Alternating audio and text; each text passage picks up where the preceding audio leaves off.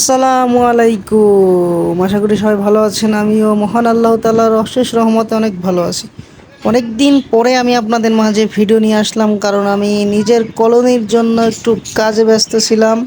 So এই ফাঁকে আমি আমার সেটআপ পুরো উল্টা পাল্টা করে ফেলেছি। আমি ওই পাশে ঘর থেকে পাখি বের করে নিয়ে এসে সব এপাশে রেখে দিয়েছি, এবং ওপাশে কলোনির কাজ আল্লাহর রহমতে শেষ করে ফেলেছি। এই কারণে ওদেরকে ভাতটার কিছু দেই নাই। তারপরে দেখুন ওরা খাবারের পটের মধ্যে ডিম পেড়ে রেখে দিছে। হ্যাঁ, আসলে এটা কি বলবো। আর এদিকে ওদেরকে ভাত দিতেছিলাম না, কিন্তু ওরাও এমন এমন কাজ করছে, ডিম পেড়ে রাখতেছিল। এই কারণে ডিম পাড়া অবস্থায় আমি ভাত দিয়ে দেই। তারপর দেখুন ওরা 7টা ডিম পারে, এবং ওখান থেকে প্রায় 5টা বাচ্চা ফুটছে, আর 2টা বাচ্চা হয়তো বা ফুটবে না। এই দেখুন এখান থেকে আমাদের সে টুনি, এই টুনির কথা কি বলবো। টুনির কিন্তু হাজবেন্ড নাই। টুনিরে আমি একা রেখে দিয়েছি এক খাঁচায়। টুনিও দেখি ডিম পারছে। আর ওরা হলো গিয়ে 5টা বাচ্চা তুলছিল, আর এই সেই আগের বার যে 5টা বাচ্চা উঠছিল তারাও কিন্তু এতদিনে অনেক বড় হয়ে গেছে। আমি আপনাদেরকে কোনো আপডেট দিতে পারি নাই, অনেক অনেক কাজে ব্যস্ত থাকার কারণে। সো আবার আমি নিয়মিত আপনাদেরকে প্রত্যেকদিন ভিডিও দেবো ইনশাল্লাহ। আর এখনই আমি আপনাদেরকে আমার নতুন কলোনিটা দেখাবো।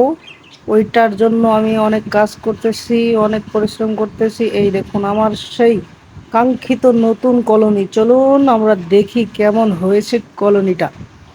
সর্বপ্রথম মহান আল্লাহ তাআলার সৃষ্টিকর্তার শুকরিয়া আদায় করি যে এত সুন্দর একটা পাখির কলোনি আমি বানাইতে পারছি তার রহমতে।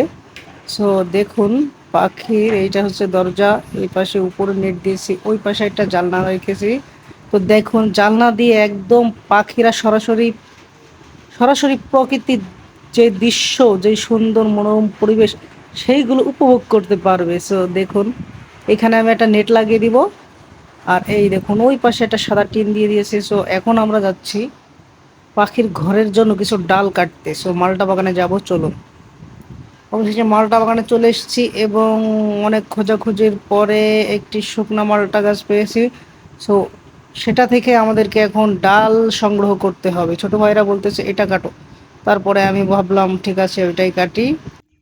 মূলত এই ডালটা আমার অনেক পছন্দ হয়েছে। এই ডালটা শুদ্ধ আমি পাখির ঘরে ঢুকে দিব যাতে ওরা বসতে পারে। তো আজকের ভিডিওটা এই পর্যন্তই। এবার আমি কলোনিটা সাজিয়ে নিই, এরপরে পাখি ছেড়ে আমি আপনাদেরকে দেখাবো এবং প্রতিদিন কলোনির আপডেট দেখাবো।